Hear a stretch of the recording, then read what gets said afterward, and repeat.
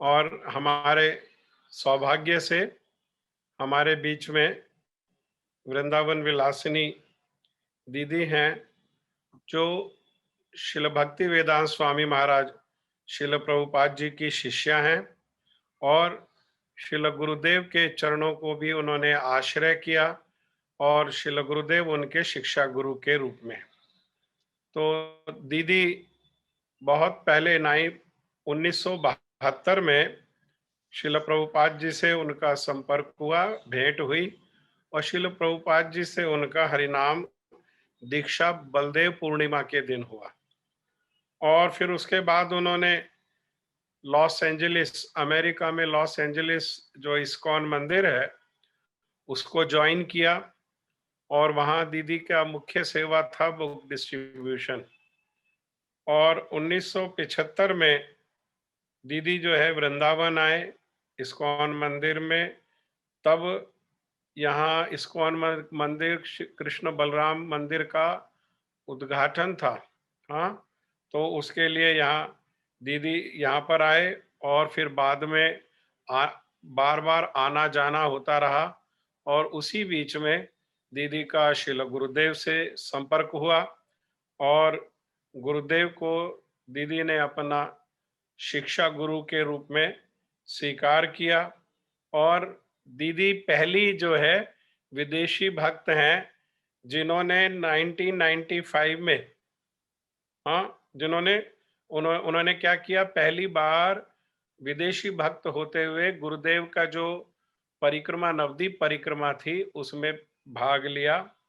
और 1995 में दीदी यहाँ इस्कॉन से केशव जी गौड़िया मठ में वहाँ पर ये शिफ्ट हो गए और उन्होंने श्रील गुरुदेव के साथ टूर भी करना प्रारंभ किया। कई स्थानों पे श्रील गुरुदेव के साथ आना जाना हुआ और श्रील गुरुदेव प्रेम से अपना छोटी बहन दीदी कह करके गुरुदेव जो है दीदी को पुकारते थे। So now I request didi to share his sweet memories with Srila Gurudev or with the Srila Prabhupada, since as I told earlier also that this is 100th year of Srila Gurudev's appearance and 125th year of Srila Prabhupada's appearance. So it's up to you, Didi. Whatever you wish, you please speak. Okay. Whatever you wish, that will be nectar for us. Okay. Jai Shri Shri Guru Gauranga Gandharviti Giridhari Radhika Raman Giriju Ki Jai.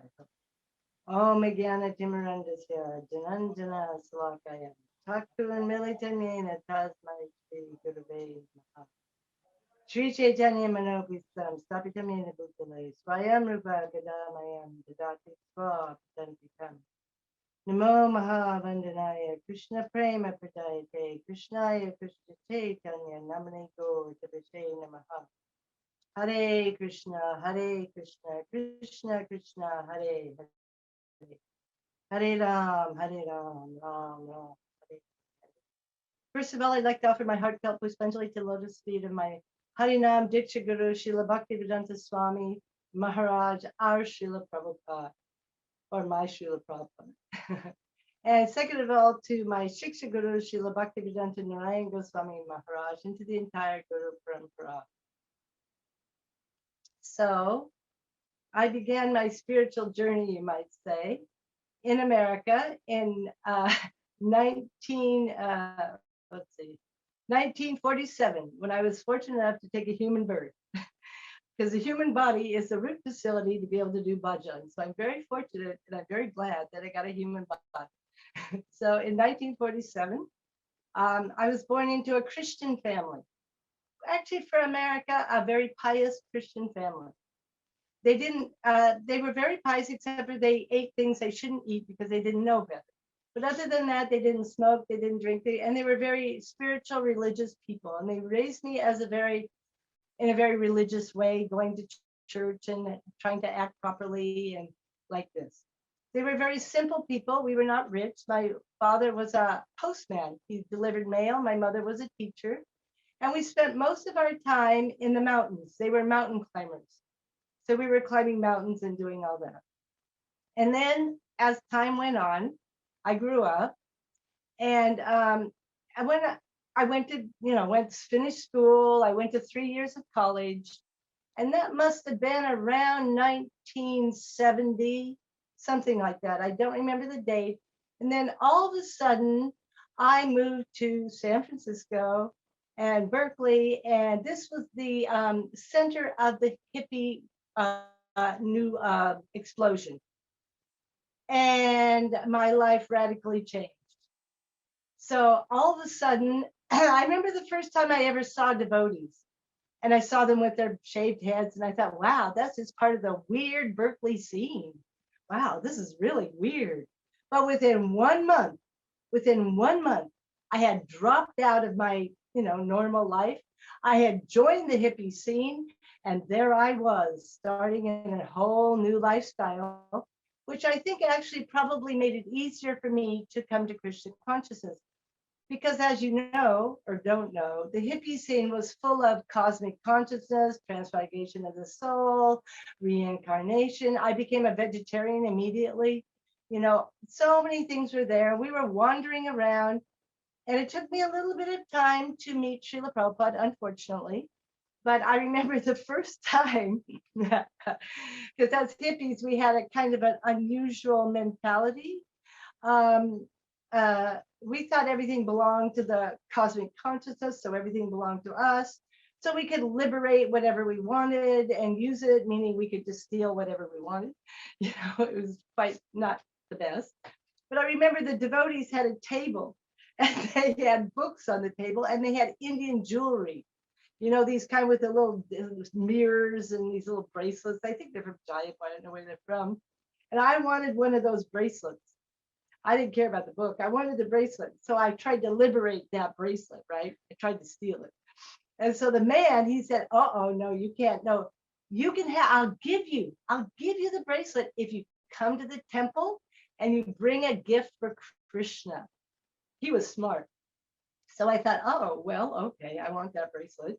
So I found out where the temple wasn't far away.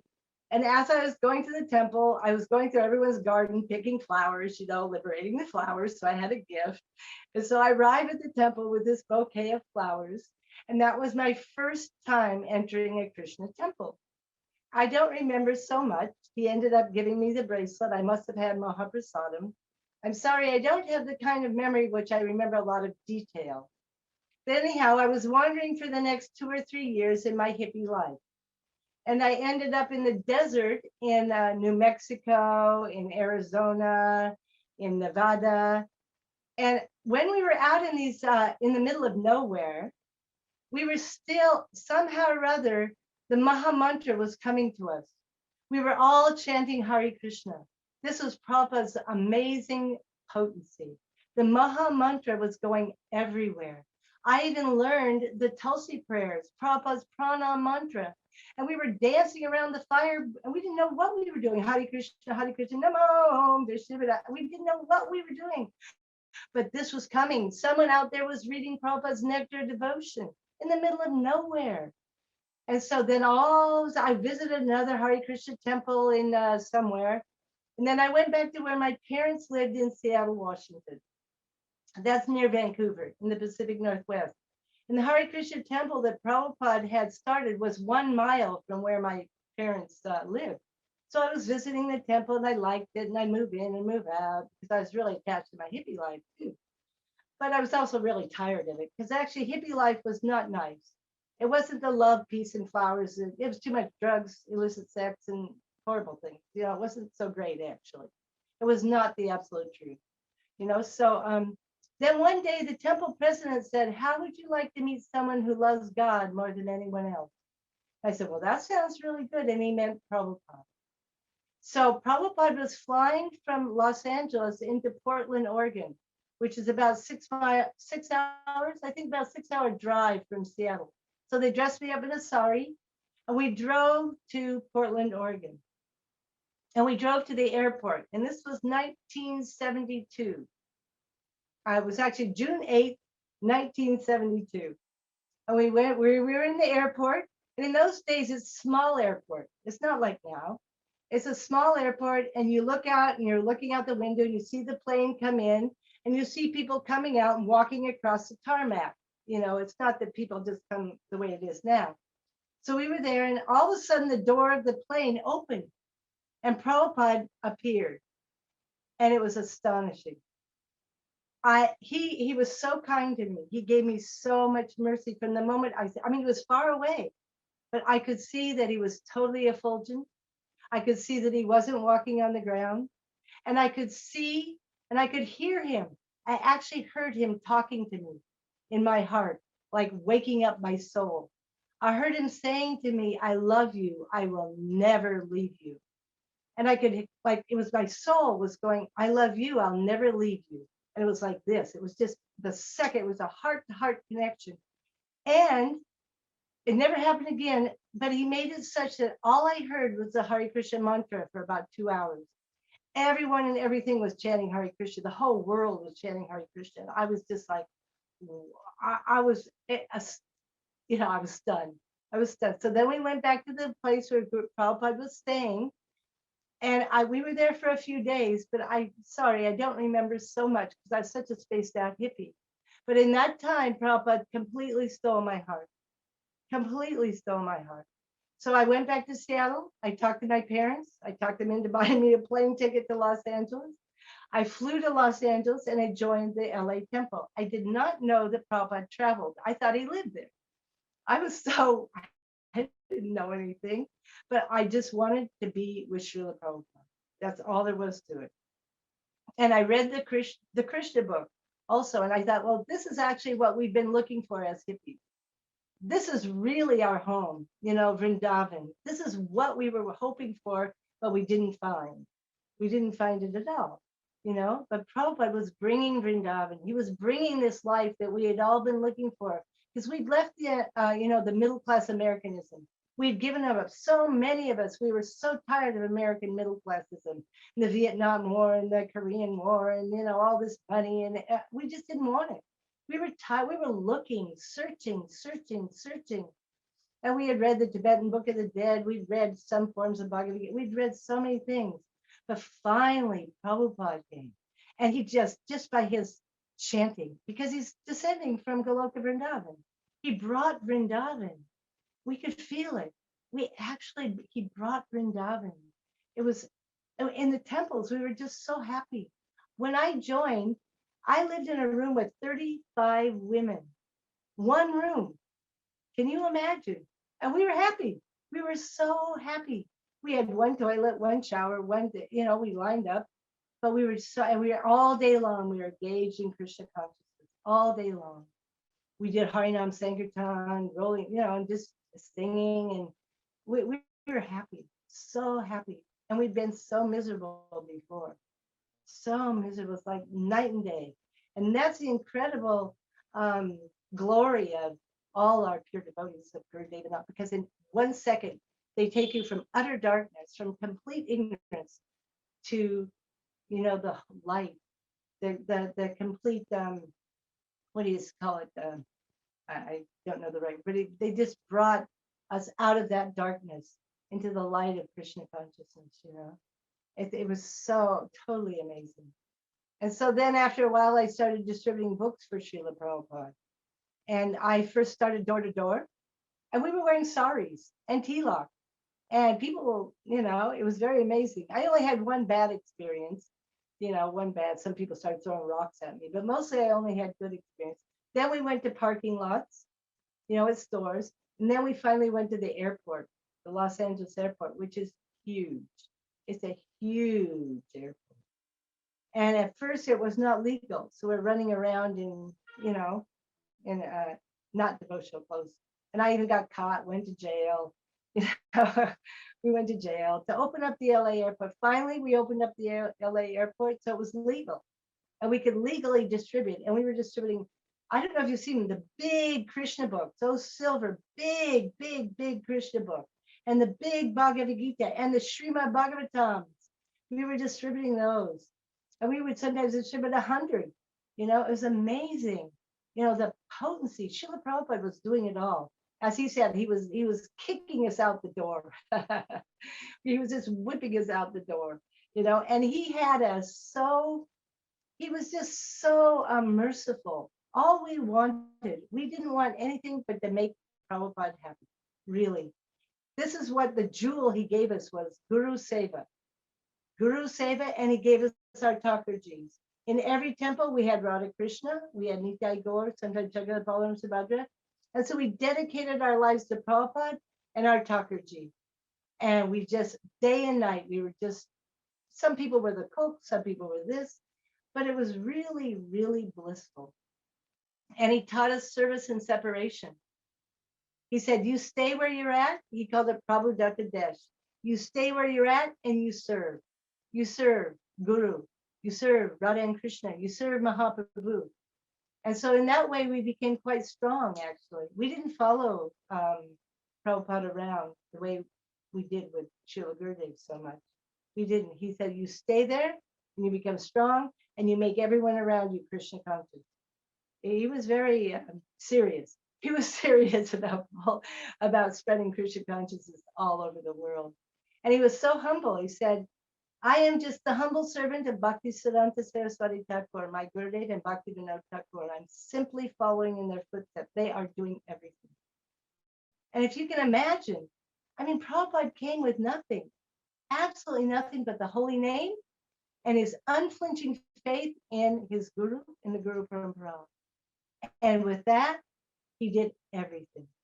Just chanting under that tree in Tompkins Square's Park, just Hare Krishna, no fancy tunes, no fancy instruments, nothing. But he had praying, and he had a special praying. He had Braj praying. And this Braj praying is so attractive. You can see in some of the old videos, if you see them, all these people, they're standing, they're clapping and dancing, and they're, we're just forest monkeys. We're dancing white elephants, as Prabhupada said. But we were dancing and happy, taking Mahaprasadam. And as Prabhupada would say, it's so easy, just chant, dance, take Mahaprasadam, go back home, back to Godhead. And he was so powerful that he had us convinced that we were going to go back home, back to Godhead just tomorrow. No joke. We were convinced. We're going to go back home tomorrow. Tomorrow we're going to go. It was so powerful, because we could see such a change in our life. Of course, we didn't really realize we probably had a bit more to do, but that's all right. We were very, very enthusiastic, and he gave us so much nishta, Guru nishta, like this, because he had that nishta in his group, so he gave that to us. And you can see, even now, today, there's so many Western devotees in the West, and they may not be great scholars, and they may not be doing even so much, because it's tough in the West, but they have faith in Prabhupada, they still have faith in Bhakti, and they're practicing all by themselves, out in the middle of nowhere. That is powerful. And so then, but after Srila Prabhupada left in 1977, it was very difficult. I didn't want to get distracted, so I didn't ask anybody. I decided to kind of like take sannyas. I put on white and to show everybody I wasn't going to get married, and because I was only 30 years old at the time when Prabhupada left. But I just didn't want to get deviated, and I didn't know. I had been to India in 1975 when Prabhupada opened the Krishna Balaram Mandir. And at that time, he planted something in my heart that was so special. Also from reading the Krishna book. He planted in me, as soon as I got to Vrindavan, I knew it was my home. It was my home, and I never wanted to leave. I never wanted to leave. And so that was very special. Very, very special. Radha Shamasundar, Lalita Vishaka, Krishna Balaram, And I forgot something about my initiation. This is really sweet, actually. Because I'd read the Krishna book, I wanted to be named Vrindavan. I just wanted to be named Vrindavan, but my name was Susan. And usually you get your name from your first letter of your name. And so I was thinking, oh, I'm never going to get the name Vrindavan. I want to be named Vrindavan. But when it was Balaram Purnima, it was August 1972. And I don't remember what day it was. Might have been 25th of August or something. And Prabhupada was in a real Vrindavan mood.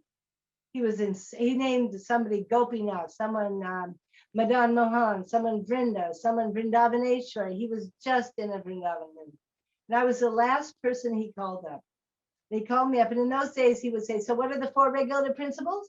And you'd have to say, "No meeting, no," you'd have to sit there. And for some reason, I really wanted to make Prabhupada laugh. I don't know what it was. So I looked up at him like a little girl, but I'm 25 years old. But I just looked at him and said, "And always remember Krishna and never forget Krishna." And he liked that. He just started laughing and laughing. And he said, "Your name is Srimati Vrindavan Vilasini Devi Dasi. It's a name for Radharani, the one who enjoys in Vrindavan." And wow, I thought, wow, he knew my heart, It was so special, so special. And one thing I want to say is I never really got to talk to Srila Prabhupada the way I talked with Srila Gurudev, darshans like that. I wasn't part of the first group that got so much time with Prabhupada personally. But I got to hear so much of his Srimad Bhagavatam because in Los Angeles, sometimes he would stay for 3 months. And every morning he would give Bhagavatam class, every morning. And I was doing seva. I was cleaning his bathroom when he would go out for his morning walk. So that was nice, doing seva and hearing Bhagavatam. This is the real relationship with Sri Guru, isn't it? So my message to some persons who think, oh, I didn't get so much time with Prabhupada or with Srila Gurudev, you didn't talk to me, that doesn't matter. What matters is our actual surrender to Guru and our faith in Guru and our desire to please him. Because we're not here to be the enjoyers. Prabhupada picked us up, Srila Gurudeva has picked us up to learn to be the servant of the servant of the servant of the Vaishnavas, of the servants of Gopi Bharata, who is the maintainer of the Gopis, who's appeared as Sachinanda and Gaur Hari. So we've come to learn to be a servant and not to be the enjoyer. Even selfless service, even if you don't like to do it, you do it for the pleasure of Guru. So anyone can do that, even if they didn't get to meet many of Prabhupada's devotees. They never got to meet Prabhupada. It was only by phone. Those from Brazil, they didn't get to meet Prabhupada, but they served him. Still, they're serving him. So this is for any disciple. What's the use of having a guru that he can't save you, can't give you praying if you just didn't get to talk to him so much? That is no. Guru's there for every single disciple, and he can give everyone praying, grudge praying, and he can awaken our spiritual body, our spiritual being, which is just our mood of seva. That's the real good. That's the glory of our gurus, of Prabhupada, of Gurudev, the Rupanuga Guru Parampara coming from Sri Rupa. They've come to assist Srila Rupa Goswami in fulfilling the inner heart's desire of Mahaprabhu, haven't they? This is what Prabhupada came to do, and he laid a foundation. But he was dealing with, you're not the body, you're not the body, A, B, C. But he gave Bhagavad Gita, he gave Srimad Bhagavatam, and he gave Sri Chaitanya Charitamrita that has everything, right? But he didn't spend much time. After 10 years, he left. He left very quickly. And we just, we're just babies. And so for that time, for me, from 77 until I moved to India in 1989 for Radhastami.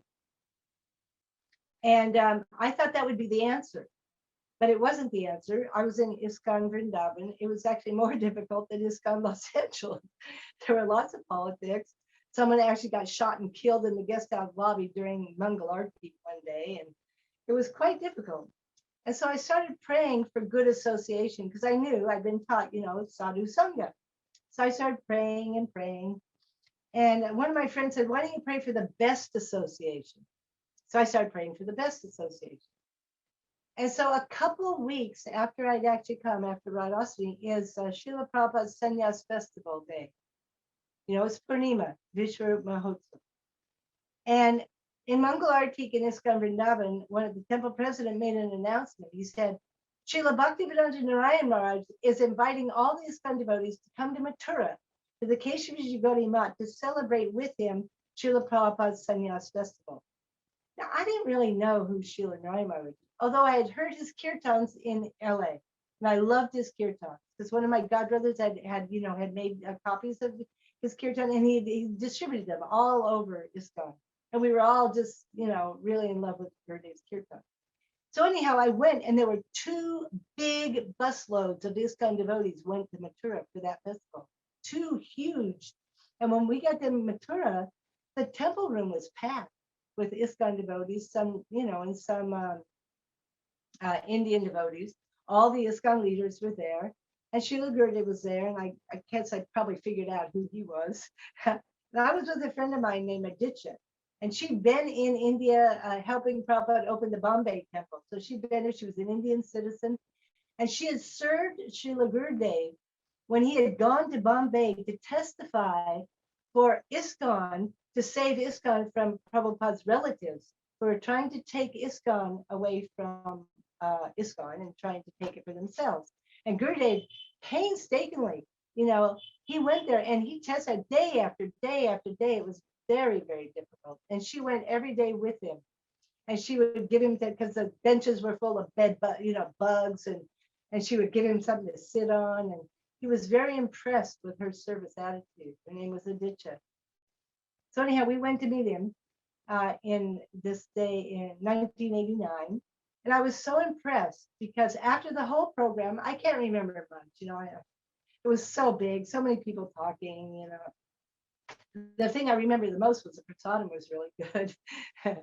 But anyhow, Gurudev was in his little small room. He used to be downstairs in the room that Tirtha Maharaj had. That's where he was. That was his room, right across, right there with the temple room. And he had all the ISKCON leaders in his little room. And all of a sudden we hear, oh, Aditya, Srila Narayana Maharaj is calling for you. He's calling for you. And I was, wow. I didn't go with her, but she went in to his room. And he was telling all the ISKCON leaders, you must always see that she's maintained, that she's taken care of. She's such a good devotee. You must always take care of her. And when she came back and told me that, I was so impressed because really, she wasn't really being taken care of so well. And so then, shortly after that, there was another announcement in Vrindavan after Mangalarti that Srila Narayana Maharaj is inviting all the ISKCON devotees to go to Dauji. He's going to lay the cornerstone for the Dauji temple. Well, not so many devotees went. We had a very small busload, and of course I went, and I was always excited to go somewhere. And so we went to Dauji, and they had Nagar Sankirtan through Dauji. We had a little group of ISKCON devotees and a big group of Gurudev singing. And this is when I really made the heart-to-heart connection, because Gurudev's kirtan and his devotees' kirtan, I couldn't stay with ISKCON. I just couldn't. I just had to run over to his kirtan. There was no way.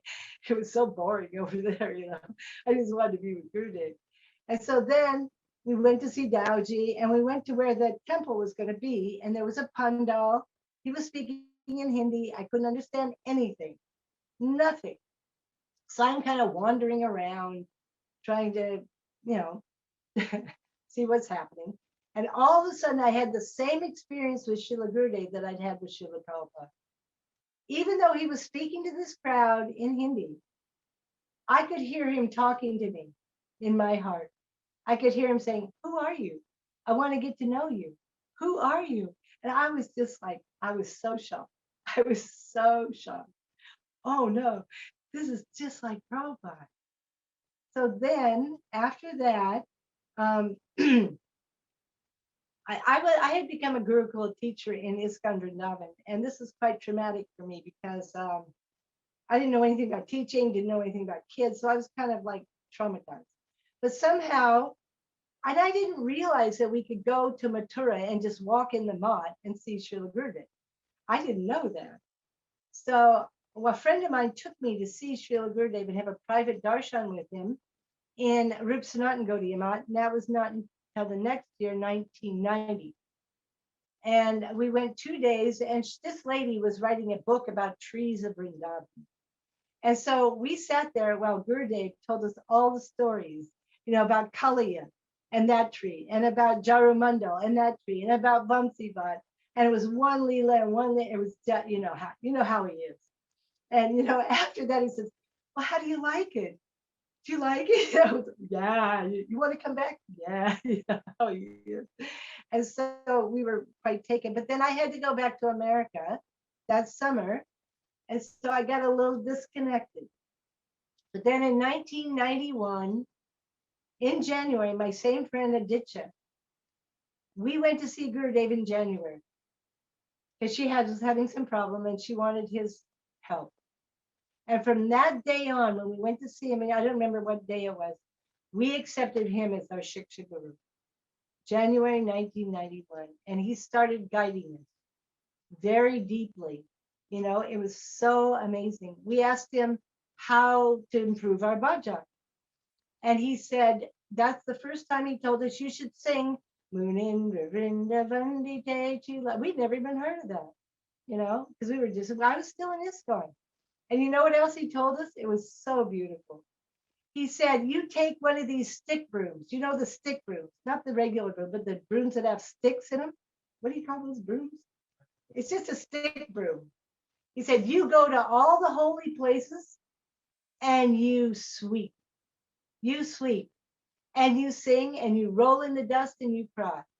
And so we would get in our rickshaw with our stick brooms and we would go to Seva Kunj and we would go to Nidhuban and then we would tell Gurudeva and he was so happy. And we would go out to Radhakund, we'd go to Govardhan, because in those days, it was so easy. I didn't start teaching until about 10 in the morning. So all morning we would be going out to Govardhan. And Gurudeva was just giving us so much. His doors were wide open, wide open. We couldn't even conceive of what mercy we were getting. We did, because who are we? You know, we just, you know, but he was very seriously taking up that request that Srila Prabhupada had asked that he help Prabhupada's disciples. He was completely serious about it. And even though I know myself, I mean, I was born a Malecha and a Yavana. I had no manners. I didn't know how to act properly, speak properly. You know, I'm a forest, you know, and I could see that Gurudev was so tolerant, so compassionate, even though we didn't really know how to, you know, I could see even the lady sweeper from the street knows how to act properly. You know, they know how to come in and be respectful. You know, they know not to get, even the sweeper lady from the street knows etiquette. Indians know etiquette. I didn't. And I could see he didn't see any of that. He only saw the soul. He saw the soul. He saw, here's someone who had tried to serve her Gurudev, Srila Prabhupada, his very dear friend, Srila Prabhupada. I want to help her. I want to help her. And she wants to live in Vrindavan. Prabhupada wants her to live in Vrindavan. I will help her. That is astonishing, isn't it? I was nobody. I had nothing. Prabhupada had told us there's no material impediments. I took it seriously. I had no money. I was no famous person, nothing. Completely insignificant and completely fallen. I'd been a dog in the street, you know, as a hippie. But Prabhupada had accepted me and Gurudev accepted because they don't see that. They don't see the conditioning. They only see the soul. And he saw that, oh, this person somehow, this aspiring devotee wants somehow to go back home, back to Godhead. Because quite frankly, the gift that Prabhupada had given and the gift that Gurudev has given is that the only reward we want, because we don't want reward, right? But we want to see the smile on Srila Prabhupada's face, or the smile on Gurudev's face, isn't it? And we don't want to see it on a video. We want to see it face to face. So that means that we have to perfect our bhakti, doesn't it? We have to actually become eligible to receive praying. We have to become eligible to receive our spiritual body. So we have to take this process seriously. We have to live in Vrindavan under the guidance of Rasic devotees, follow Rupa Goswami properly, which I didn't know how to do. And Gurudev certainly knew how to do it. And he painstakingly, he just gave so much in teaching us how to become a Rupanuga Gaudiya Vaishnava, how to get, Nishta, Ruchi, Ashakti, Bhav, Prem, our Siddha Deha, how to actually attain that Radha Dashyam that Prabhupada wanted to give, and that Gurudev openly was giving to anyone who was willing to take it. I mean, what mercy, and only because he had it. He once told Vaijanti Mala and myself, we asked him, how do we know that if our bhakti for our guru is increasing? How do we know? And he said, if I can make you sink into what I'm drowning in, then I'll know that I have served my guru and that you only want to serve me like this. He just wanted to make us drown in what he's drowning in, like this. And so then, as you know, I won't get into so much of the history with ISKCON and Gaudiya Math, but I was very fortunate when I was in ISKCON in, I think it's 1993. Um, I think it's 93. Aditya and I, we went to Puri to have darshan. And on the way back, we were going to visit Srila Gurudev in Navadvip. And then I was teaching, so I had to get back and teach. She was secretary. So we went to visit Gurudev. And he was sitting upstairs outside Brahman Maharaj's room, you know, on the veranda there in the Devananda Gaudiya. And we walk in, it's in the evening. And he's happy to see us. He says, oh, died. I said, oh, yes, we've come to see you. We're going back to Vrindavan. You're going back to Vrindavan? You're not staying for Gaur Purnima? And he started yelling. He started yelling so bad. The whole mat was shaking. He was like screaming, what? You know, we were like, whoa, whoa. So I ran over and touched his feet. And I said, oh, well, Gurudev, can we stay and go on your parikrama? And as soon as he changed, he got a big smile and he went, oh, yes, you can, yes, that's what he wanted. So we changed our plans. And we were the first Westerners to really, I mean, there have been some that have come and gone a bit, but there were actually 6 of us that joined the entire parikrama. One was Prem Vilas, he was the only male, and he had a room. But there were 5 Western ladies. And we had, I don't know if you know what they are, but they're called little puck tents. They're little teeny tents that people use to go mountain climbing. Tiny little tents. And we had 2 of them. And Gurudev helped us put those in the midst of hundreds of mosquito nets, you know, with all the Indians. We were in the middle of that sea of Bengalis. We didn't get a special room. we were put our little tent in the middle of all these mosquito nets, and Gurudeva was so happy. He was proud. He was helping us put up the tent, and all the Indians are looking at us. They'd never seen anything like that before. You know, it's like, and us, you know, it was 5 ladies, you know, 5 white ladies, and we had to use the public bathroom, which is only have 2, and you have hundreds of Bengalis. And we ate what everyone else ate, you know, all the same rice, everything the same. We were right across from Trivikram Maharaja's room. So that was really special. And we were right below Gurudev. We were right over there, you know.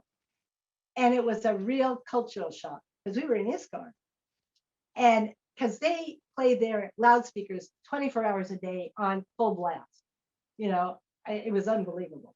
It was unbelievable. Unbelievable. And we didn't speak any Bengali. We didn't know what was going on, but we're running out every day, running out in the kirtan. Only Mr. Sangania, he helped us a bit because he could speak English, you know. But by the end, we were so addicted. We were immersed in Gaur Prem, in the ocean of Gaur Prem, and in Gurudev, and Bhaktivedanta Vaman Maharaj was there, Bhaktivedanta Trivikram, Bhakti Jivan Janardhan Maharaj was there. I got to have some personal darshan with him. I didn't really understand how fortunate I was, but I went one time to where he was having prasadam. We got to take prasadam with him. And all he spoke about, I could tell, even though it was Bengali, was Radharani. And he sang all the songs. It was such mercy, even though I couldn't really, it was Navadvip Dham, by the mercy of Srila Gurudev, was opening up and just showering us with kripa, just showering us. I got really sick one day, and Trivikram Maharaj he's a homeopathic doctor. He was giving out medicine, and he gave me some little pill, and immediately I was well. No more sick. No more sick. It was incredible. And so after that, when I went back, I wanted to leave ISKCON and join Gurudev. I didn't want to be in ISKCON anymore. I mean, I was just totally addicted. Even though I didn't know what was going on, it was just the whole mood, the overwhelming mood of Gurudev's love and affection and of Navadvip. But Gurudev told me, you cannot leave now. It will not be good for you to leave. Because we're actually not supposed to leave the institution of our Gurudev unless there's a really, really good reason. And so it wasn't until later when ISKCON decided to ban Srila Gurudev, and I was given an ultimatum, a very unfortunate ultimatum. I was told that if I wanted to stay in ISKCON, I could never see Srila Narayana Maharaj again in my entire life. And as a punishment for having seen him, I had to leave Vrindavan for a year and a few more things. And so that's when I decided, well, this is not acceptable. Even my Christian mother has better manners than that. And I went to Srila Gurudev in Delhi, and I asked him if I could leave. And he said, well, I can't take care of you. It's all in Hindi. And he said, you should stay in ISKCON and be like a Kura, the one way inside, another way out. And I said, well, I'm sorry, but I don't want to be like a Kura. No, thank you. And so then he kept saying, no, no. And finally, when I said, I don't care if it's all, I don't care. Finally, he told me, yes, you can leave. You can leave and you can join me. He did say that. And so then I tried to stay in a few places in Vrindavan with Tungavidya. We stayed in a Brijvasi house and this, but then finally in the beginning of 1996, I moved to the Keshavji Gaudiya.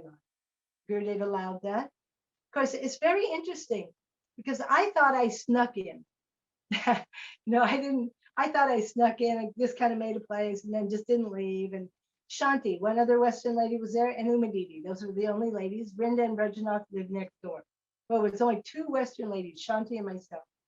Later, I don't know if it was that year later, on the roof of Keshavji Gaudiya Math one evening, Gurudev was there and he was talking to Shanti and I.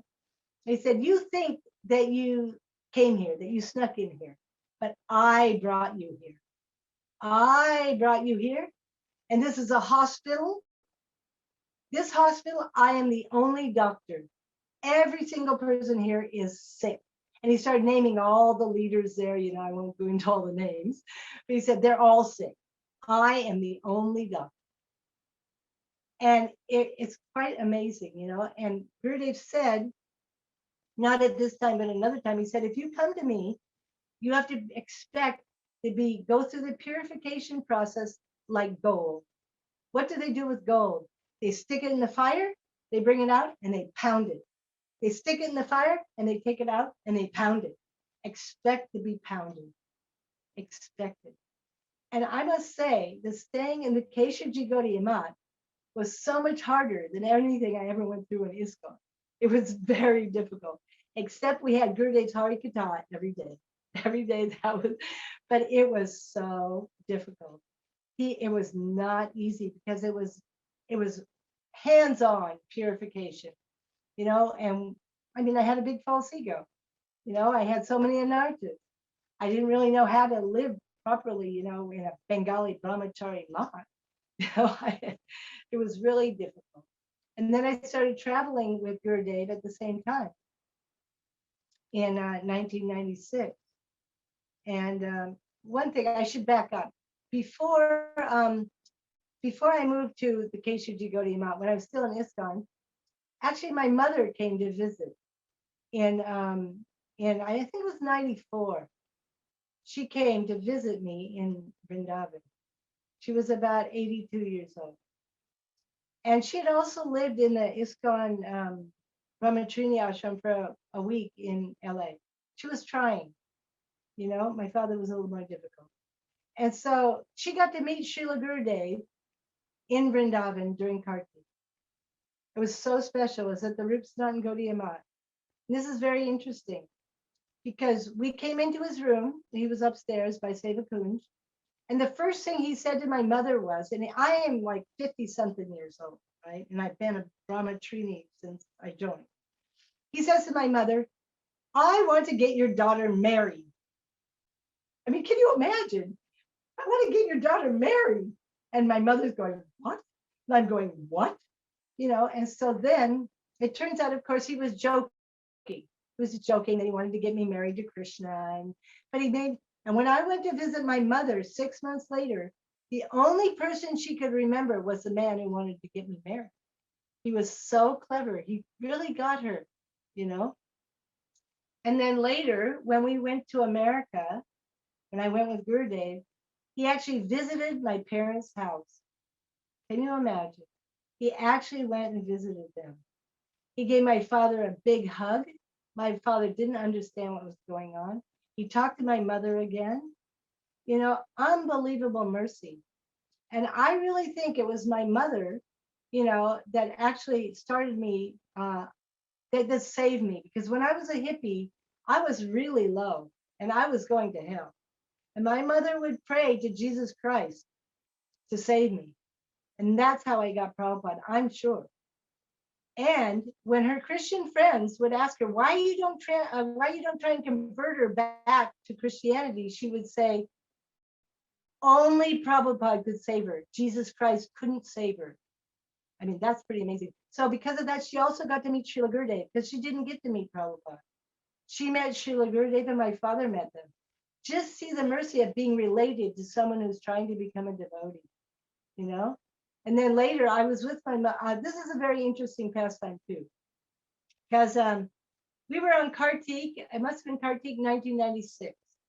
And I was with Srila Gurudev. We were in Shergar, you know, and this was the first Kartik that was going to be in English. Because before that, it was all Hindi, you know, Bengali. We'd have to wait hours to get translations, you know, Ramachandra Prabhu and Didi, and it was so difficult. And this Kartik was going to be in English with translations right away. And I was so attached. Well, my mother was passing away and my relatives were asking me to come, but I just didn't want to leave Kartik.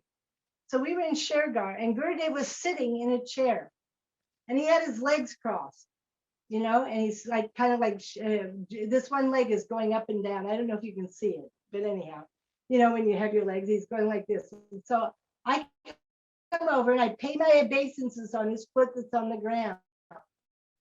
And all of a sudden I feel this wham. And he had kicked me in the head with that foot that's going like this. He had just gone wham. I stood up and going, whoa, you know. And he said, go. And of course, externally, he meant go to the bus, but he meant go to my mother. I knew it.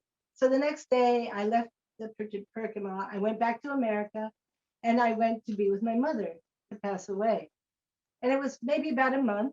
And I had her chanting Hare Krishna every day, giving her Tulsi. And, you know, she was so fortunate. But she was hearing the Bibles. There was another lady because she was a Christian.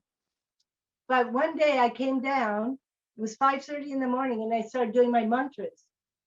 And when I got to Mahaprabhu, I could feel that Mahaprabhu came and gave her mercy. That's when she left.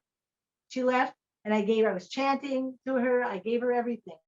And about 5 years later, it was the same with my father. And Gurudev said that they both come in line and they will quickly go up.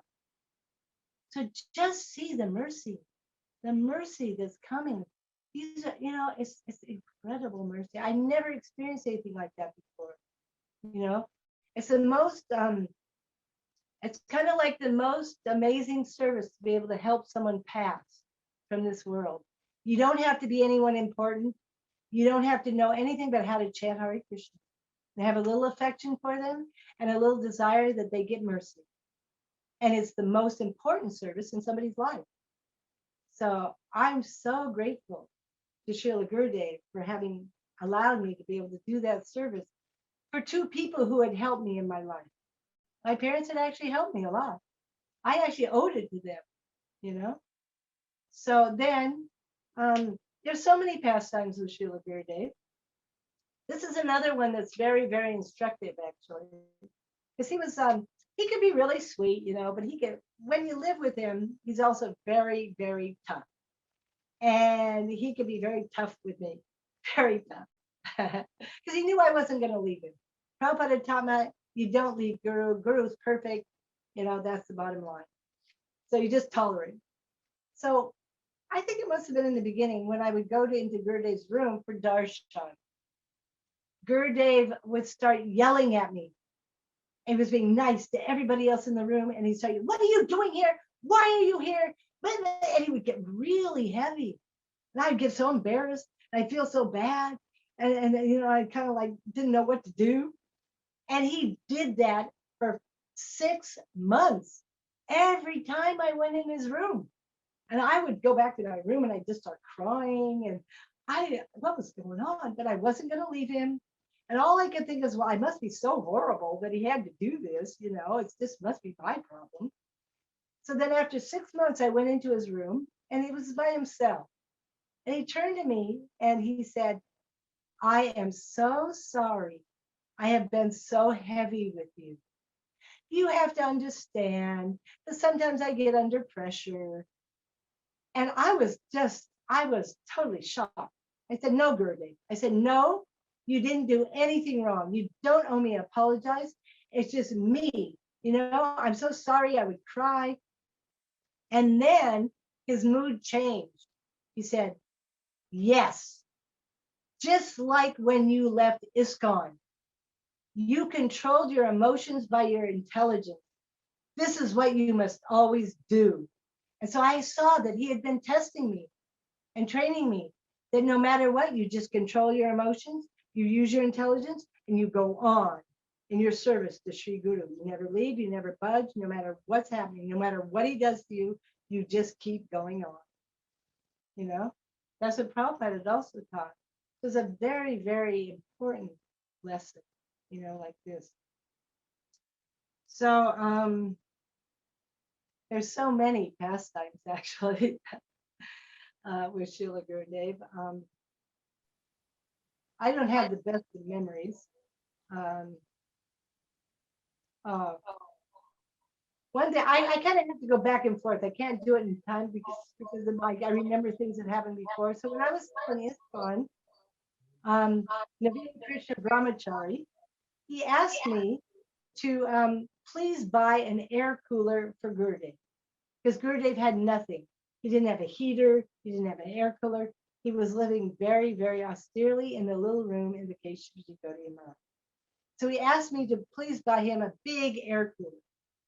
So I didn't really have the money. So I went around in ISKCON and I collected money.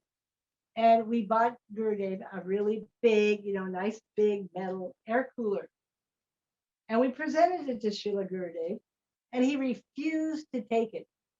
Why? Because Radha Binod Bihari didn't have it. That one had to go to Radha Binod Bihari. Then he would take it. So then we collected again. Then he accepted the second air cooler that we that we gave him. He was always setting that example. Always amazing. So humble. And I was fortunate sometimes to be able to go to those classes that he was giving to the ISKCON leaders, in Vilap Kusumanjali, Srimad Bhagavatam. I didn't go to all of them because I was teaching. And they were very amazing classes, very amazing. And thank goodness that they were recorded and everyone can have them. They're for everyone, it's not just private. In those days, it was very difficult because it was a very private thing. It wasn't made open. And I remember the very last class that he gave to the ISKCON leaders was supposed to be private and secret, no one know about it. Somehow I'm good at figuring things out. So my friend, she had been able to go to most of the classes that I didn't. So we went to go to this class. It was in Mathura. It was the very last class he ever gave to the ISKCON leaders. And we were there, and all of a sudden, the men, they decided they didn't want any women. No women. So anyhow, okay, Guru said, okay. And so we went out of the room, and the men are in there starting to have their class. And then, of course, everyone knows Savita. So Savita comes, she was kind of late. And Savita is not someone that you can put off. She started knocking on the door and calling in and, So finally, Gurudev let her in, right? And the men just had to, that's just the way it happened. And then Gurudev called for Didi, and he called for my friend, but he did not call for me. And can you imagine? I'm sitting outside and I'm just crying because they're all inside and I'm outside. I mean, I'm just crying. Woo, oh, Gurudev, you're so mean. And Harikatha, why you didn't let me in? I was blaming all the men, blaming everybody. And then finally, after the class, when the doors are open and everyone could go in and their class is over, Gurudev looked right at me and he said, "Don't be angry with me. Don't be angry. I do this to everyone, even Savita." And I realized then that he had been doing that on purpose to purify me. You know what I mean? To really take surrender seriously. We're not here for our own sense gratification. We're not here for what I want. We're here to what does Guru want? We have to learn that. And when we learn that, to do what Guru wants, he will give us everything in a second. We're not here for gyan. You can memorize everything, you can learn everything, but you're still the bee on the outside of the jar looking at the honey and you're not tasting the honey, isn't it? We want to be able to taste the honey. So that means utter surrender to Sri Guru. Complete Guru Nishta, Guru Seva, no matter what they want, no matter how you feel. Yes, Gurudev, yes. And he said the only dakshin he actually wanted, this is he told the ISKCON leader, is gratitude and loyalty. You never leave it. You never leave me. This is the dakshin, gratitude and loyalty. And every disciple can do that. Every single disciple. Gratitude, because everyone can chant Hare Krishna. Everyone we can sing and have kirtan for Krishna. Gurudev just wants us to give our heart to Krishna, isn't it? And he wants that for every single person. His final instructions to me before he left, I asked him, "So Gurudev, do you have some final instructions for me?" He said, "Yes. I want you to sit by the Jamuna and hear, chant, and remember the sweet pastimes of Krishna. And whoever I send to your room, just tell them about Krishna." I mean, who can't do that? That might have been for me, but that's for every one of his disciples, And if we're not in Vrindavan, then we meditate on being in Vrindavan, and we meditate on sitting by the Jamuna and hearing and chanting the sweet pastimes of Radha and Krishna. And whoever comes, we tell them about Krishna. Simple life, simple. And so I've taken it seriously. Even the servicemen who come to my room, I make them chant Hare Krishna. I give them Mahaprasadam. I have what do you call it, an almari full of books. I give everyone who comes a book because they don't have a book. Yeah, we just have to make pleasing Guru and Krishna with our words, our minds, our activities, our deep inner, everything, the center of our life. That's what Gurudev wants. And you know what he'll give us? He'll give us prema. He will give us Braj prema. And it even can be in one lifetime. It can be. He said it, highly unlikely, but it can be done if we get serious. Because if we think about who is Srila Gurudev, who is he? We all know he's a maidservant of Srimati Radharani. Who is more capable of getting Radhadasyam than a dasi of Srimati Radharani? And not only that, they can give it easily. In the Guru Vandanam prayer of Devaki Nandan, so they can easily liberate a whole universe. So they can easily liberate one jiva, easily. But as he said, what's the problem? We don't want it. We don't want it enough, and we don't have faith. We don't have faith. I hear so many devotees say, it's too high, it's too high. It's too high. No, this is who we are. All this actually is just a dream. Our conditioning is not who we are. Gurudev can easily remove that ignorance, that avidya. Prema bhakti yaha hoite avidya vinasayate. Easily he can take it away by his Harikatha, by glancing at us, by anything. This is another really nice pastime with Gurudev. I can't remember what year it was, but it must have been when I was still in ISKCON. And of course, the Kartiks were always all in Hindi. And Vichitri and myself, and I don't remember who else, after Kartik, we had gone to Gurudev and we were in his room and we were having a darshan in English. And we were so happy that he was speaking English. And then in comes Savita and Krishna Priya. And they changed the darshan to Hindi. And my friend Ruchitri got very upset. She got so upset. So we all know Ruchitri. She just got really upset. And she started getting really angry that we weren't getting English. And we'd already had a whole month of Hindi. So why not English?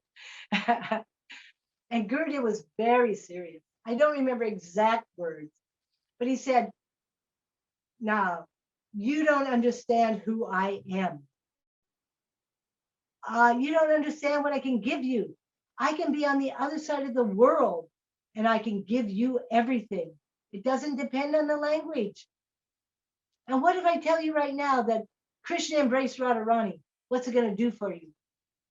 We have to get serious about just following the process, making Guru happy. We have to understand what Bhaktisiddhanta Saraswati Thakur said, that everything coming to someone who has a Sat Guru, if we have Sat Guru, which we do, we have Gurudeva, I Prabhupada too. We have to understand that everything coming is coming from Guru and Krishna. Everything. If we don't believe that and understand it, we're not a disciple. So those two girls walking in, Gurudeva had made that happen. He made it happen. It was to teach us everything coming. And that's why he says that we will never be able to do bhajan. This is one of his most important gifts and teaching. I'm not good at it. How's it go?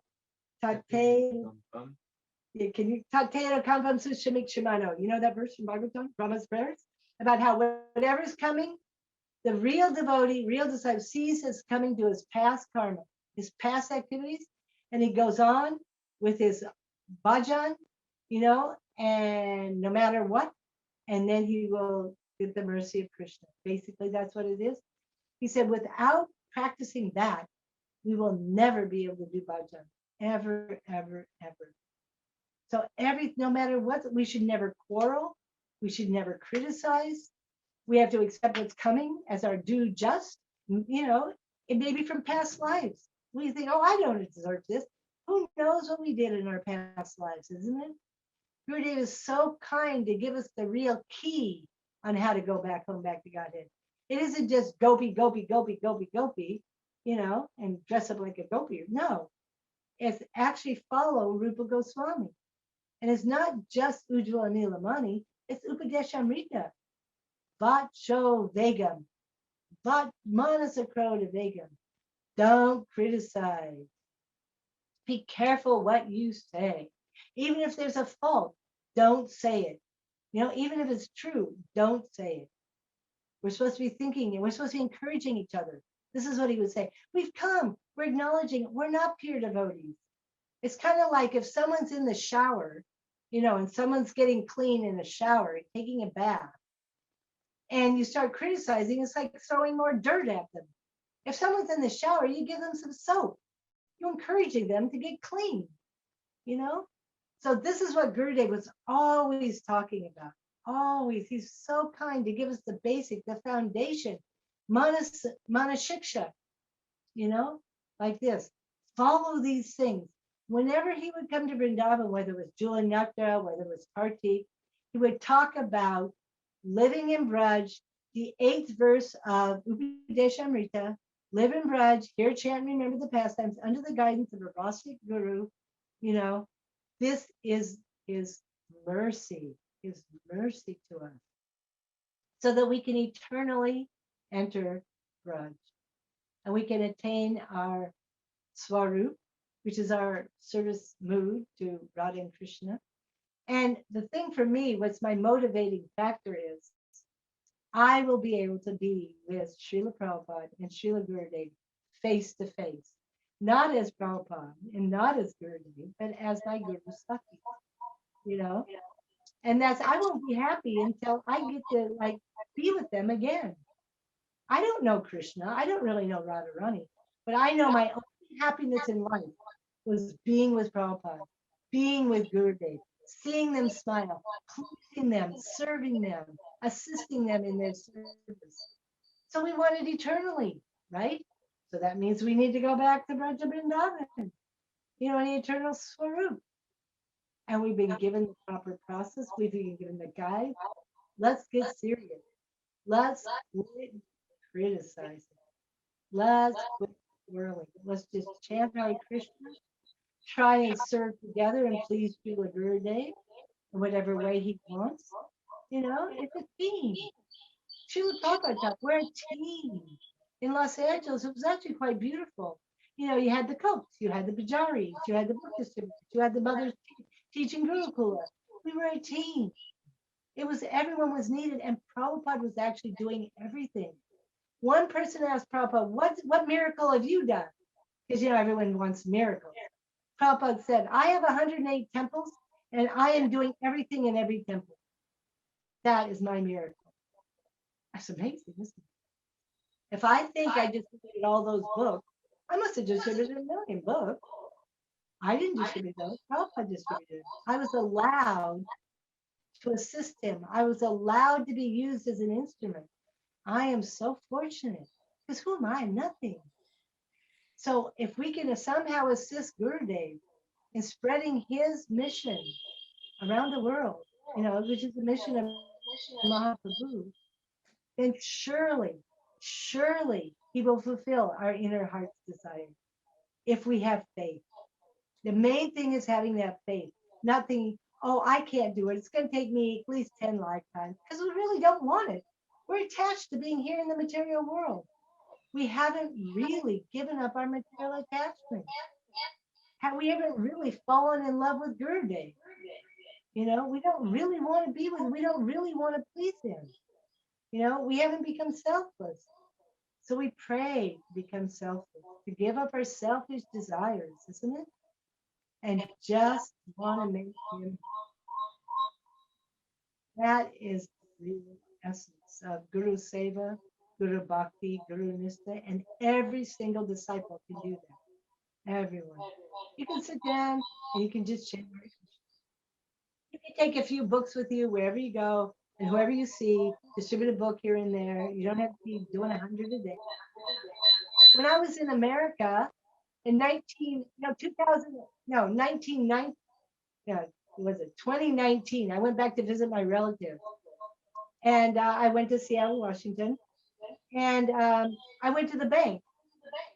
You know, I had to do some money things when I went back, and you know, this lady in the bank, she couldn't understand. She was trying to get me to get all these big programs, you know, with this and that. And I said, look, ma'am, I don't have any money.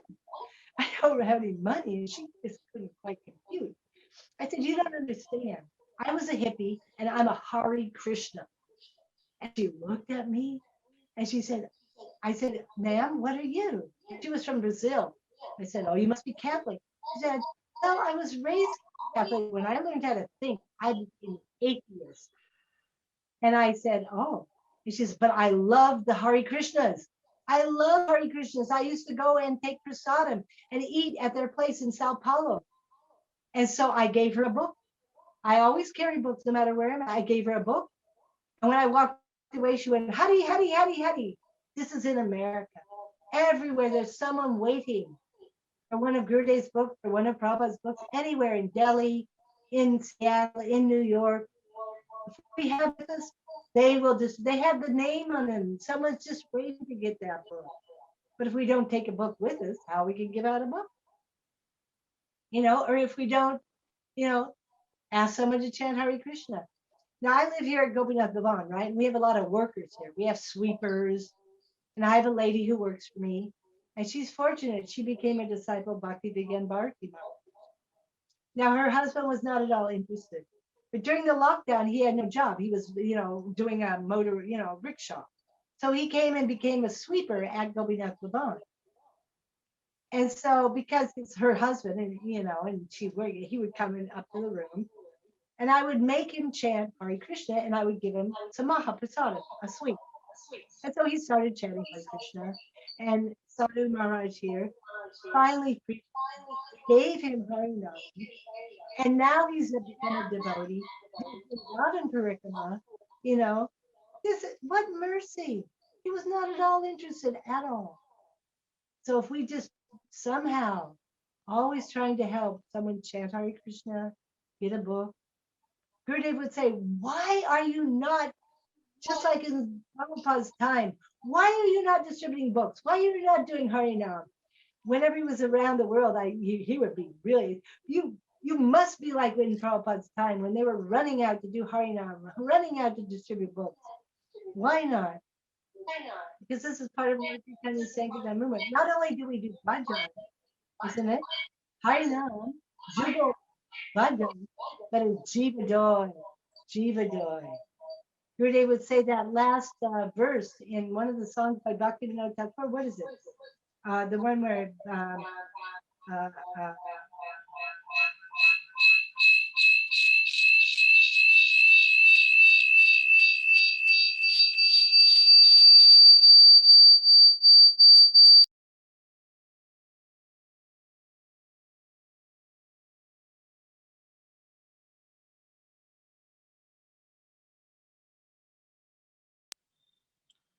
लगता है कुछ वृंदावन में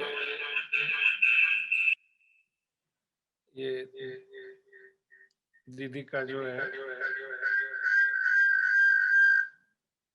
connectivity में problem है, तो कुछ समय हम वेट करते हैं। वैसे भी प्रोग्राम जो है समाप्त करने का समय आ रहा है। Let's wait for another 2 minutes, 2-3 minute और वेट करते हैं।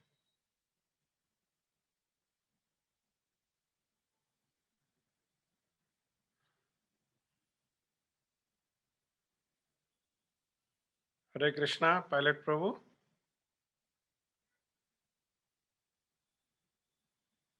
हरे कृष्णा शशांक प्रभु। हाँ जी प्रभु जी, हरे कृष्णा। हरे Krishna.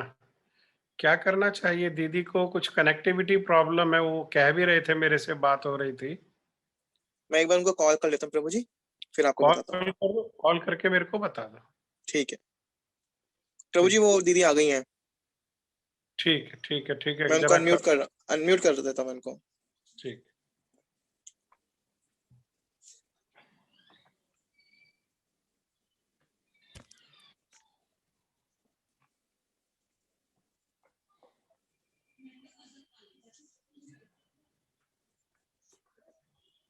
okay. Okay? Yes, Didi, yes, yes. You can speak for another 10 minutes if you wish. Okay. My mind's kind of going this way and that way. Sorry, it's not so linear. I can understand. Can you explain your hardship when you joined this LA temple and you were 35 Matajis in one room? It may be inspiring for the other devotees. See, we have all kind of facilities and still we suffer at many times, and we are not able to chant and do things accordingly. And you were 35 Matajis in one room. How did you manage? Well, for one thing, we didn't spend much time in that room because we had nothing. We didn't have our own private anything. Have you been to an airport and you see these airport lockers? Yeah. I don't know if they have those in India. Anyhow, we had about a thing about this big as our own. We had our toothbrush in there, and we didn't even have our own saris. We took a sari out of a big bucket, and you just wore a sari that whatever was there, and we had no time to be disturbed by where we lived because we had to be at Mangalartik at 4:30 in the morning. Everybody went to Mangalartik unless you were dying. And if you missed Mangalartik and you weren't dying, you had to either fast all day or go sell a Krishna book. It was no little. So you went to Mangalartik, and Mangalartik, see, in Los Angeles, we had 300 devotees. Can you imagine? It was really, really enlivening. And the boys were on one side and the girls were on the other side. And we were just, jumping up and down, and we were happy. And after Mangalartik, then Prabhupada had the program where you stayed in the temple and you chanted your japa for 2 hours. And of course, we were all pretty tired. So we'd have the boys were over here and the girls were over here. We had a Tulsi plant, and everyone's running around Tulsi trying to stay awake and chant, But that's 2 hours. Then we had greeting the Didis. Prabhupada would come when he was there, and he was there a lot. He would come in and he would greet the Didis, walk around, Then he would come and he would sit on the Vyasasan. And as you know, he would sing Jaya Radha Madhava, he would sing. Then he would give class. And then he would have one of the devotees sing Hare Krishna. Then he would leave. And after that, and after a while, we also had Guru Puja. But that came a little later. We had Guru Puja before class. Then everyone, I think we took prasadam, and then we had service. And my first service was, I think, rolling chapatis. And you can imagine how many chapatis we had to roll. We're in there rolling chapatis. But over the speaker, there were Krishna book class was coming. So we were hearing all the pastimes of Krishna. And we were in bliss, listening to Krishna pastimes, Or we had to go to the laundromat next door and do all the laundry for all the ladies. It took 2 hours, And then we had noon arti. We had arti. Everyone went to arti, and you can imagine how many people. So this ecstatic arti, at noontime. Then we took prasadam. Then we went to downtown Los Angeles and did Harinam. So we're dancing away and distributing BTGs. And then we come back and we have Tulsi Puja. We have Bhagavad Gita class. We have Krishna book class. Then we have a little Mahaprasadam. And at 10 o'clock, we fall in bed. And if you were a Pujari, you got up earlier and went to bed later. So who had time to think about this room? And we were just like, 1, 2, 3, we were just lined up in our sleeping bag. 1, 2, but we were tired. We were happy. We were very happy. Of course, after a while, not so many people, I suppose, lasted. Most of the girls ended up getting married, and we ended up getting like little apartments with 5 girls in one place. And it did go through changes, you know what I mean? That wasn't always like that. Was the very beginning. And because Prabhupada was always there, he was just permeating. And he was permeating and had such a grudge mood. We were just like, it was, yeah. And for us, see, we had no culture. We had no culture like in India, like you all do. We were coming out of utter darkness, utter despair, utter hopelessness. Christianity wasn't giving us what we needed. The essence was there, it was beautiful, but all the people were hypocrites. They weren't practicing. Prabhupada gave us hope. He gave us happiness. He gave us love and affection. It was like night and day, night and day. Of course, after a while, it was harder. I mean, when I first joined, I thought I was joining an institution of pure devotees. Well, that wasn't quite true because everybody had just joined before me. And they were all, just coming right off the streets. And it was a bit difficult because there were a lot of problems.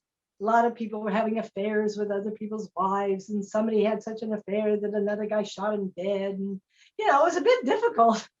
Really, it was quite difficult. But I was fortunate because what Prabhupada, as I told you, gave me in that very first meeting with him, that loving connection and that deep internal connection with him, that's what kept me going. And also, I read the books. We had the BBT. And as the books came out, as the big Bhagavad Gita came out, we read it. As the Krishna book came out, we read it. As the Bhagavatas came out, one, I read them. And I distributed them. As the Chaitanya Charitamrita came out, I read them. And I distributed them. And if you can imagine what it was like for someone like me to read the Sri Chaitanya Charitamrita, that book is astonishing. Everything is there. I was blown away. Because there's so much from the Govinda Lilamritas in that book, so much. Krishnadas Kaviraj Goswami gave so much from Lalita Madhava, Vidagda Madhava, so many verses, I couldn't. And the Shikshashtakam, and I was very fortunate, that went deep in my heart. That kept me. It kept me through all the difficulties after Prabhupada left. It was very, very difficult after Prabhupada. All the politics, all the zonal gurus.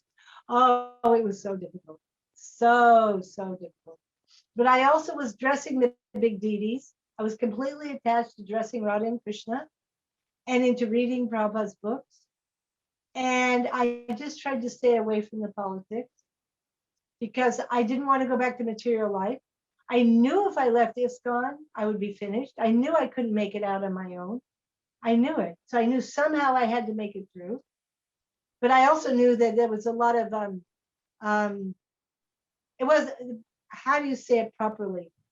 Because of being not pure devotees, there was a lot of, I don't want to criticize, I don't want to criticize. My God brothers were trying the best they could, but they weren't so qualified. They just weren't qualified to be gurus, really. And so there was a lot of difficulty, and so then fortunately, I got sent to Vrindavan by Prabhupada, and I got to meet Srila Gurudeva. And all I can think about, because I'd always thought about Narottam Das Thakur and Srinivasacharya and Shamananda, how they had their Diksha Guru and their Shiksha Gurus. And I thought, wow, if I could only have that fortune. And in one sense, Prabhupada heard that. He gave me a Shiksha Guru, like Jiva Goswami, like they had. And I wasn't so qualified, though, not so qualified. But it doesn't matter how qualified we are if we just try to sincerely follow. Gurudev once told me, I used to, before Gurudev started to travel, he used to go to Puri in the winters to write. And I got to be with him 2 times in Puri, in the early 90s. And one time he was talking to me, he said, you want to do bhajan, but you can't do anything. I'm going, yeah, I know I can't do anything. He said, but you can be honest. If you're honest, Guru and Krishna will do everything. And that was a very important teaching. If we're just honest, and that means humility, doesn't it? I'm nothing, Krishna. I need all your mercy. I'm nothing, Gurudev. You are everything. Please, please.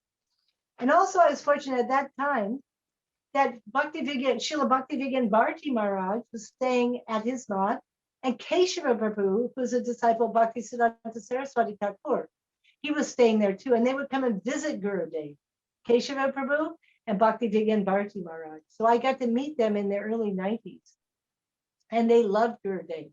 They would come and see him, and Gurudev would go see them at their mat. And I remember once Gurudev was coming into their mat, where, what's the name of that mat? Where Bhaktisiddhanta was born. I don't know the names of mats. And he's coming in, and there's kind of like an alleyway you go in, and then there's the Didis. So he was just coming in, and he saw Keshava Prabhu standing there at the other end. And he paid his full dandavats in the road, full dandavats to Keshava Prabhu and Bhaktivedanta Bharati Maharaj.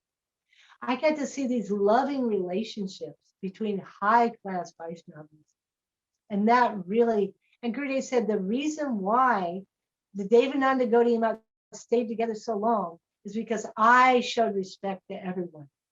Trivikram Maharaj wanted to leave, but I wouldn't let him leave. I would show him respect. And I saw that with Srila Gurudev, isn't it?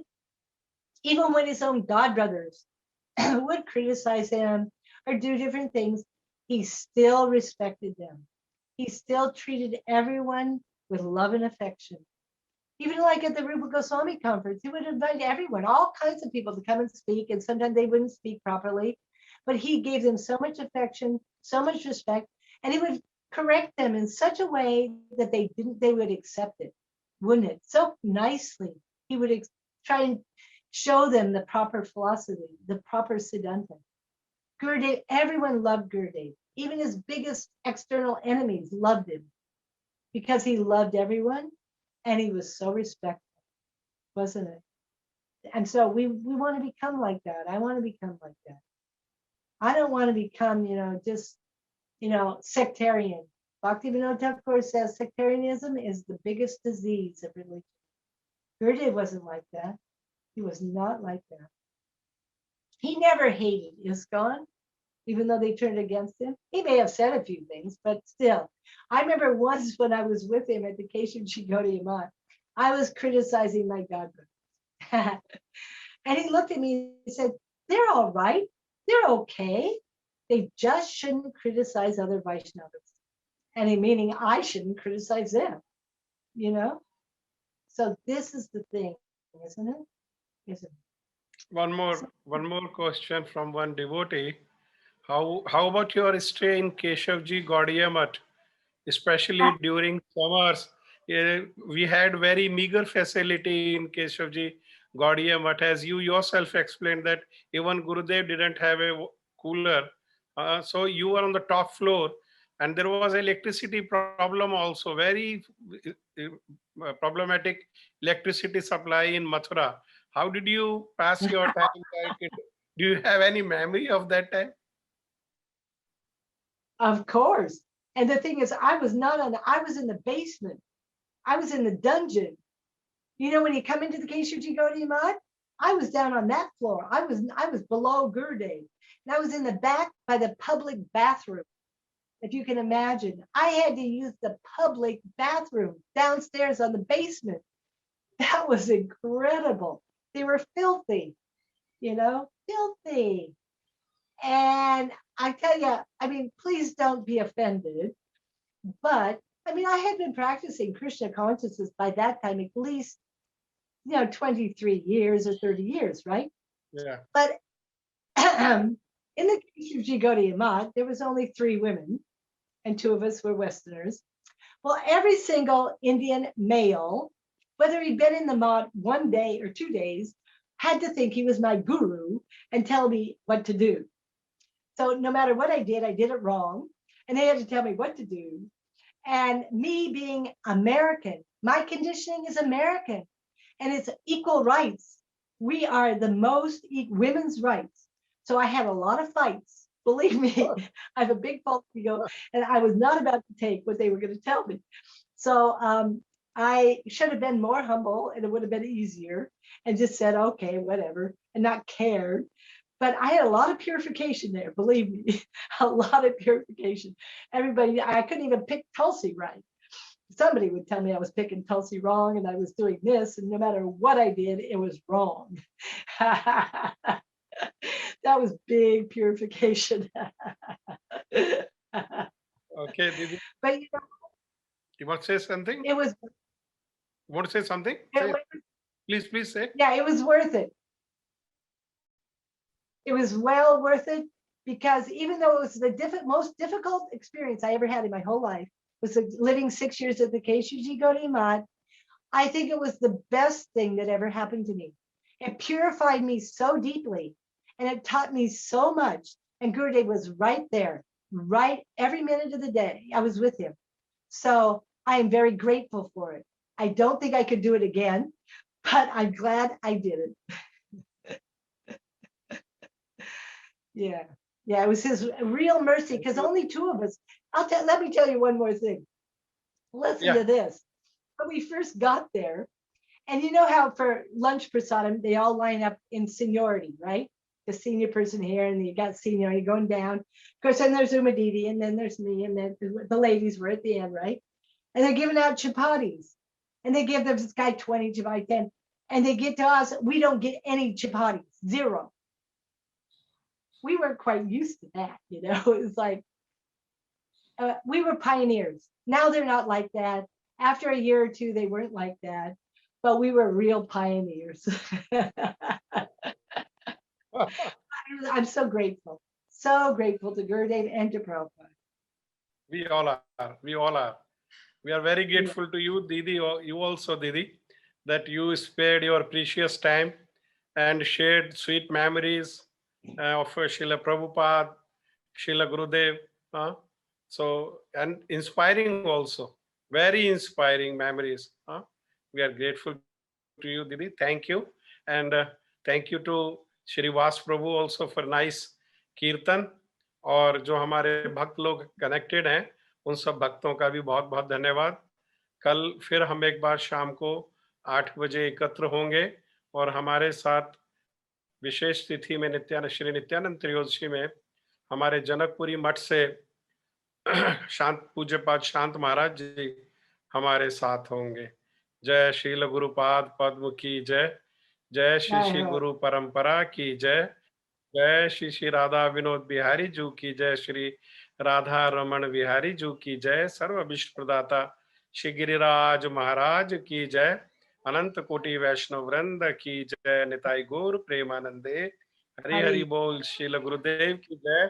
Srila गुरुदेव की मधुर स्मृतियों की जय. सब भक्तों की जय. जय. हरे कृष्णा.